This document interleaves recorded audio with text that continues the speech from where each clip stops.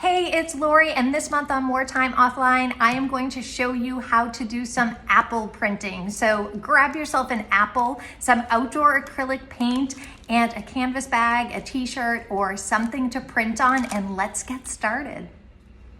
First thing you're gonna wanna do is grab your materials. You'll need some apples. Get a couple of different ones, look for good shapes. You're going to take a knife and cutting board and cut them in half. And then kind of inspect the shape of them, because if it's a wonky shape, it's gonna look wonky when you print it. That looks pretty uniform. Totally up to you. If you like wonky apples, use a wonky apple. You're going to need some outdoor acrylic craft paint. This says outdoor on it, so I'm just assuming it's going to hold up better to water and wear and tear. So totally up to you on what you want to use, but I would recommend something along the lines of that. You're going to want a piece of cardboard, or I used a piece of parchment paper to, if you're doing a bag or a t-shirt, to put it inside so it doesn't leak through on you. I did take an iron to my bag before I started because it was pretty wrinkly.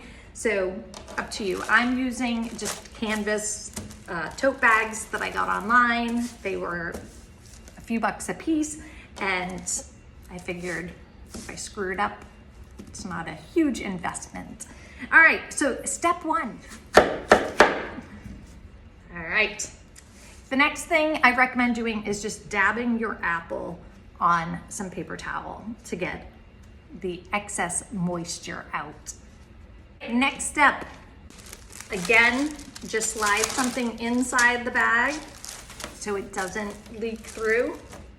Figure I'm going to go for another row. Another good trick is to use painter's tape if you want to keep your lines very straight. I'm just gonna eyeball it because I'm crazy like that. So you can do this a few different ways. I have my paint here. You can pour it out onto a plate. I don't like to put excessive amounts of paint on, so I am actually just going to drip a dollop of paint on there, and I'm going to take a piece of paper towel and just evenly spread and dab so I get a nice coat. I don't want it clumpy. I don't want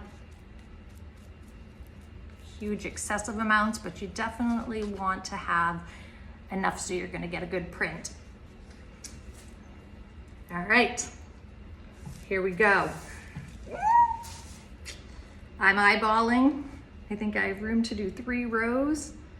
So let's see, this looks about right.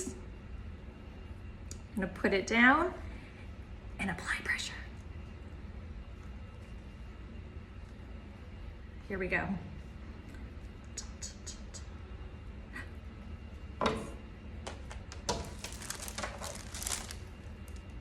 There we have it. If your print doesn't provide enough ink on the canvas, or you don't like all of the white space, you could certainly take a paintbrush with just a little bit of paint on it and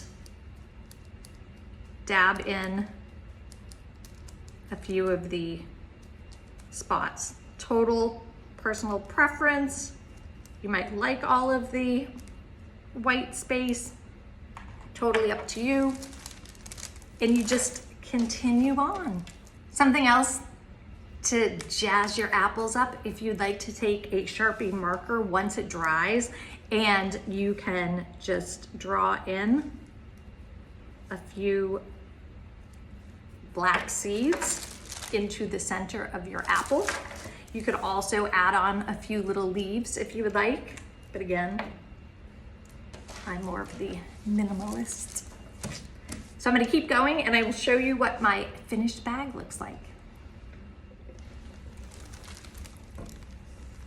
Here is my finished product. Look how cute that came out.